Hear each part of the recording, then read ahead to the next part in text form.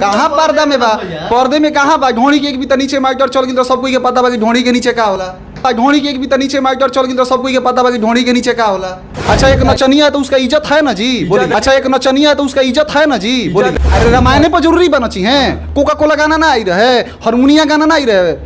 Public देखिए, public को आप दे रहे हैं तभी पब्लिक सुन रही है, डायरेक्ट आप पब्लिक को ब्लेम नहीं कर सकते हैं। सुन रहे जो बा ढोणी के दौर बा, ढोणी आई, ढोणी बाजी, ढोणी के आप लोग चाप के प्यार दी। सेंसर बोर्ड यदि आई तबे का है रुकी आदमी।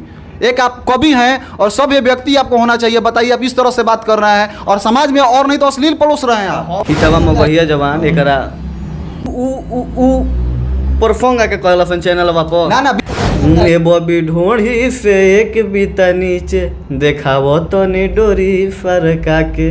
तो मैं हूँ संगम सिंह और आप देख रहे हैं भोजपुरी जुगाड़.com। और आज हमारे साथ भोजपुरी के बहुत ही बेहतरीन गीतकार हैं जो कि परिचय के मुमताज नहीं है। पहले इंटरव्यू में आप लोगों को रूबरू कराया था और फिर ऐसा कारनामा हुआ है कि रूबरू कराने का रीज़न आया है। हमारे साथ सजल अभिषेक जी हैं। पहले दोनों लोगों को स्वागत है चैनल के माध्यम से। कैसे हैं लोग? सबसे पहले रुगो को स्वागत बा, अतिथि देवो भव। जितना भी लोग श्रोता देखता है जुगाड़.com सबके स्वागत बा। पूरा भोजपुरिया फरोदा के अभिनंदन बा। हमने के गीत आइल बा जो ना गीत के चलते रुराइल बनी, जो ना गीत के नाम बा अब हम बोलब जो ना गीत के नाम बरुए ढोढ़ी के एक बीता नीचे डोरी सरका के। अब हमनी के डायरेक्ट जानल जाई कि ढोढ़ी के एक बीता नीचे जब मैटर चल गई बा तो का बरुए। तो सबसे पहले रुआ लोग ई बताएं कि गाना लिखे के उद्देश्य का रहे। अच्छा ढोढ़िया के एक भी तो ऊपर लिख देती हैं, हाँ करवा देती हैं। हाँ एकदम अती ऊपरों लिखती तबो अती, नीचहूँ लिखती तबो अती, क्या कि ढोढ़ी रुआ ले आते बनी। आ ढोढ़ी एक घड़ी देखल जाओ तो भोजपुरी में लगभग 2-2.5 महीना से विवाद में बरुए। और वह विवादे में विवाद का है पैदा कल चाहतनी। हम विवाद नहीं पैदा कर जा, जौन कंपनी मांगा तो दे तनी हम भैया साफ ठीक नो। एज ए कल्कि एंटरटेनमेंट आप कंपनी ऑनर भी हैं। यदि आपको देखा जाए तो कंपनी ऑनर के रूप में भी हम आपको देख रहे हैं और एक गीतकार के रूप में भी देख रहे हैं। जब हमारा से हम बोले डिजिटल वाला से कि भैया का कहले या और पब्लिक से भी बात होला, ऐसा थोड़ा बात कम्युनिकेशन इंडस्ट्री में खाली बात होला। तो पब्लिक से डिमांड रहता है भैया ढोणी पर कुछ होके, ढोणी पर कुछ होके। तो हम बताई कि जब ढोणी पर पब्लिक डिमांड करता आ हम पर सॉन्ग लिखी, पब्लिक सुनी ना, पब्लिक ना सुनी। लेकिन लोग कैसे माने ढोणिए पर मान ली कि 100 आदमी में 5 आदमी अश्लील के भी कही हैं हाँ, और 95 आदमी कही हैं कि मैंने अश्लील मत गावो, तो रुआ केकर मानो? तो हम अश्लील नाहियो लिखिला, अश्लीलो लिखिला। हम हनी गीतकार, हमार काम है लिखल। जैसन गायक हमारा भी आई हैं, जैसन कंपनी आई हैं, जैसन म्यूजिक डायरेक्टर आई हैं, जो ना हमनी के चटको लिखिला जा, सिंगारो लिखिला जा, बाउरो लिखिला जा, बढ़ियो लिखिला जा, अध्यात्मो लिखिला जा, छठो लिखिला जा, हर गीत हमनी के लिखे के बा। तो जे जोन डिमांड करी हो ना फॉर्म दे। अच्छा कलाकार एक समाज का एक आईना होता है और आईना होने के मतलब आप उपलक्ष्य में ऐसा चीज़ों को परोसिएगा तो किस हद तक सही है? अच्छा फिल्म में देखावल जाला रेप नु साँचो के होला, लेकिन लोग के लागेला नु कि रेप हो गई, वो जा दिमाग में गलत बात ना आ सकेला। हम ढोणी लिख देने तो गलत बात दिमाग में आ जाए। देखी अब बतावा तनी, यदि एरोप्लेन में चढ़ेला आदमी तो एयर होस्टेज कबो ई ना कहेले कि मौसम विमान जौन बा मौसम खराब के चलते मैंने टेक ऑफ करे में दिक्कत हुई, वो आराम से कहेले अंग्रेजी में आके कि सीट बेल्ट आराम से बांध के रिलैक्स कीजिए इंग्लिश में। यदि उहे कहित ई खान सर के बाबा टॉपिक ना हो, बढ़िया टॉपिक बरुए। यदि उहे कहित कि विमान फंस गई बरुए तो आदमी घबरा जीते हैं। तो आप एक समाज के दर्पण हैं और दर्पण होकर ऐसा चीज परोसिएगा। दर्पण का गलती भैया हम बोलते हमारा गलती नहीं खेला। अच्छा ढोणी के एक भी नीचे गलती नहीं। अच्छा एक बेर रौरा भोजपुरी के संगीत के धरोहर पवन सिंह के मानीला जी, तो ढोणी में बियर ढरा सकेला जी, लहंगा उठ सकेला, रिमोटे से काटल, रिमोट से तो ये भैया काहे नहीं? आपसे एक सवाल करेंगे, समय के अनुसार सब कुछ बदलता है कि नहीं बदलता है? दर्शकों से भी हम कुछ इसका मतलब कि ये थी पवन सिंह गलत किए हैं, आप बोलिए। बिल्कुल किए हैं, बिल्कुल किए हैं। और सारे सुनिए, सारे कलाकार कहते हैं कि हमने गलत किया है और अब सुधारने की कोशिश कर रहे हैं। तो पवन सिंह लेवल का भी काम कर रहे हैं, खेसारी लाल भी जब गलती किए थे लेकिन अब लेवल का काम कर रहे हैं। तो कहीं ना कहीं सारे कलाकार कहते हैं भोजपुरी में बाबा आपको बता रहे हैं, भोजपुरी म्यूजिक सेक्शन जो हो गया एल्बम इंडस्ट्री आज के डेट में देखिए तो हमेशा भोजपुरी का 2-4 गाना ट्रेंडिंग लिस्ट में रहता है। तो हम लोग के भोजपुरी के लिए उपलब्धियां है। तारा अश्लील रोके के बानू तो सेंसर बोर्ड लगावाला, तारा नरेंद्र मोदी से पैर भी होई, नरेंद्र मोदी से हमार पैर भी रही तो हम कहिए रोकवा दिल रहती। लेकिन सेंसर बोर्ड यदि आई तबे का है रुकी आदमी।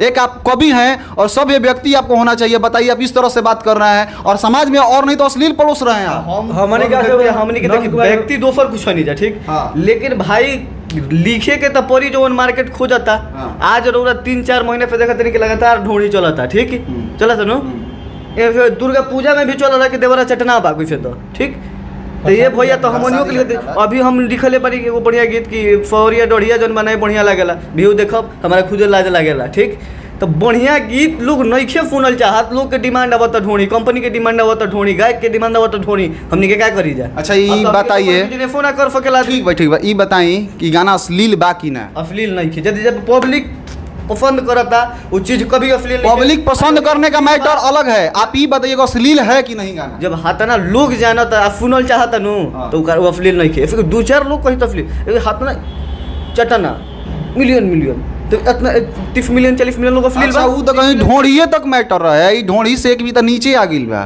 तो बढ़ाई ना हम अपन क्वालिटी है महाराज लगी तो बढ़ाई मतलब और अश्लीलता के बढ़ाई अश्लीलता भोजपुरी को बढ़ाइए ना सर।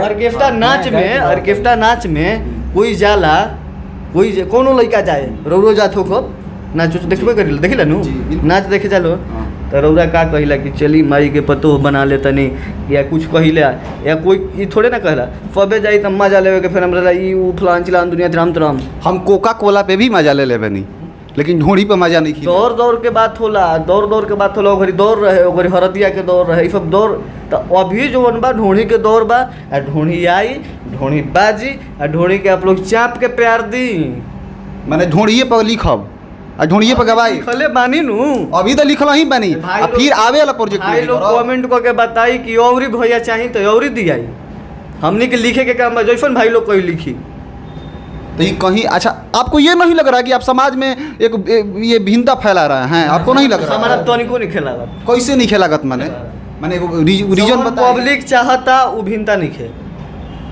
अच्छा मान लो सपोज 2 मिनट खातिर हम गलत बानी ठीक लेकिन जितना लोग आवाज सुनता ढोढ़ी वो गलत नहीं खे नु।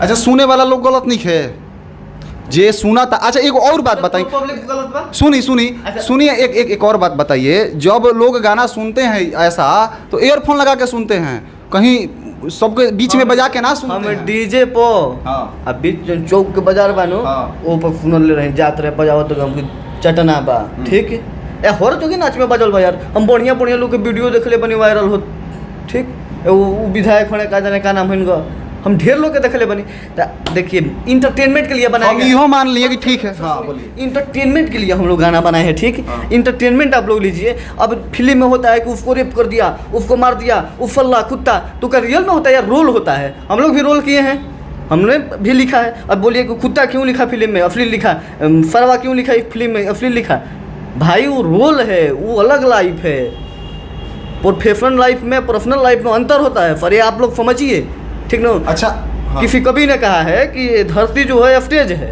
ठीक तो वो स्टेज है वहाँ पर मुझे अच्छा बड़का सेठ है अमीर चंद घराना के हानि लेकिन यदि फिल्म में हमारा नौकर के काम मिला था तो नौकरे के बने के बाद ठीक वो जो हमारा ऐसे नहीं खेते तो क्या नौकर हो कोई लू ऐसा तो बात नहीं है। तो प्रोफेशनल लाइफ और पर्सनल लाइफ में अंतर है। अच्छा गाना के हमारे अर्थ बताई जो रहुआ ज़्यादा डीप में जाता नहीं गाना के अर्थ बताई और गाना के अर्थ ऐसा बताई कि दर्शक के समझ में आवे। गाना का अर्थ रुआ मालूम हो ऐसा से ना हमारा कैसे मालूम हो गीतकार रहुआ बनी गीत के रहुआ लिख ले बनी सुनल चाहता नहीं सुनाई पनी छपरा गइल बनी कहाँ घूमल बनी छपरा में अब 2-4 जगह अब छपरा में शहर में भी गइल बनी डोरीगंज में कोई जगह माने कोई घूमल बा आदमी तो वो ये जगह बा जी जगह का मैं छपरा में रोपइबे करला तो जनेरा में जन होला नु वही टाइप के वो होला तो गाय के खिया वाला आदमी कुटी लगे समझ का नाम हो ओकर नाम तो याद नहीं पड़ता ओकर ढोरी हां ढोरी ओकर नाम कहला ढोरी की ढोरी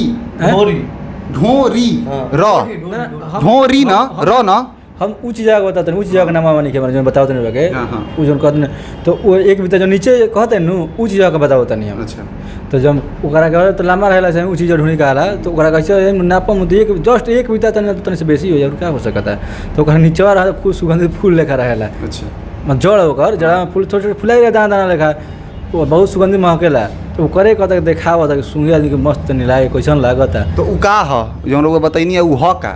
उ ढोरी है और ढोरी के नीचे उ जड़ है तो जड़वा कमी कहता जा तरुआ ढोरी के नीचे एजा ढोरी एजा ढोरी नहीं खे एजा ढोरी बा।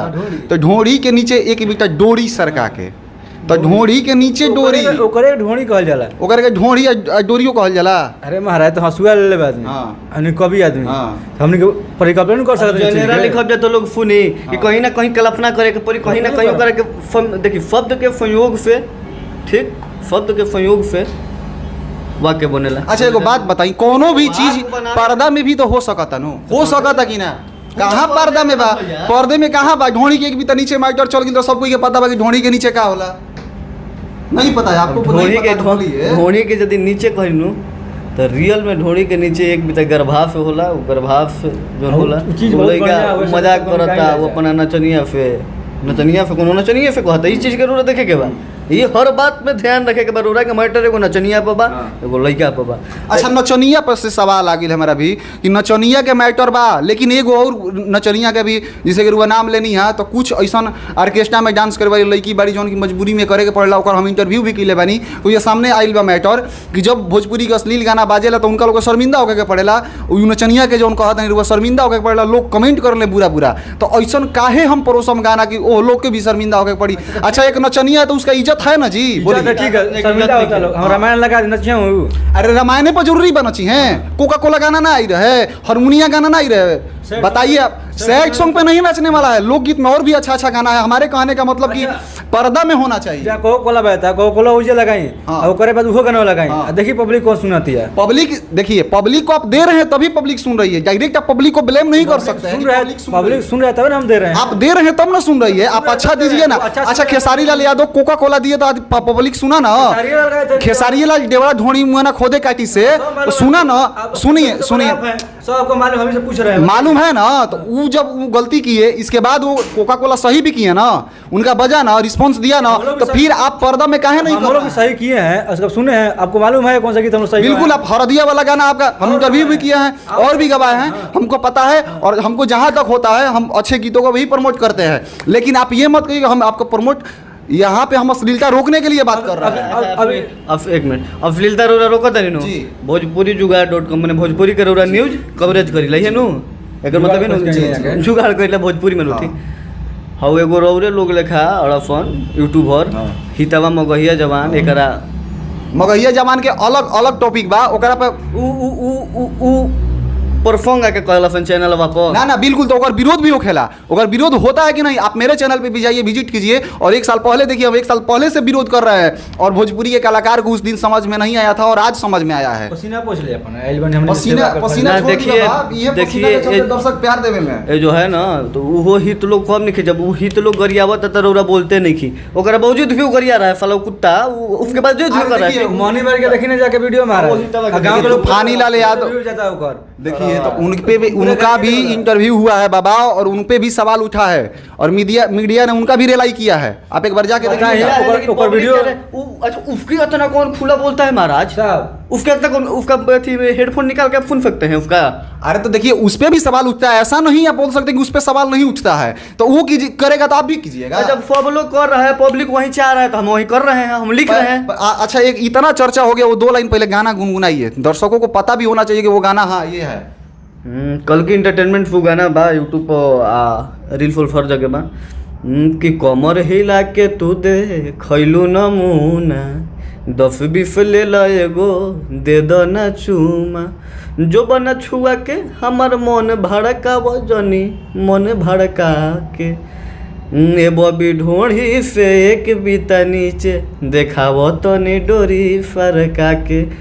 लड़का नाच में गोइल बा कहता आप 10-20 में तो चर्चा कर दिए किस का, और इसके बाद 10-20 से ज़्यादा वो लड़का ऊपर जाएगा तो 500,000 दे दिया, 2,000 दे दिया तो अरे देगा वो लड़का, एंजॉय यार, एंजॉय कीजिए आप लोग, जब बात कर रहे हैं ना महाराज, देखिए ना, आप तो- उतने बात जाके तो- पूछा था नहीं, नाचा हम जाके एक रामायण सुनो तो कम रुआ। नाचावा में बाबा सुनो तो कम जाके। देखिए नाच एगो हर चीज सलीनता से होता है वो जाके तो कहूँ, हमारे मोबाइल में लगाओ रे ढूंढ चटना करना, हमारे मोबाइल से बजे। नहीं, ना ना देखिए, हम कहीं ना कहीं आवाज उठा रहे हैं बाबा, तो हम ही वही काम नहीं करेंगे। हम गलत को गलत बोल रहे हैं और हम ही वही गलत। एक बात समझ लीजिए, आप आवाज उठाइए, ठीक ना, आप आवाज उठाइए, जो करना है आप करते रहिए, कबार लीजिए, ठीक।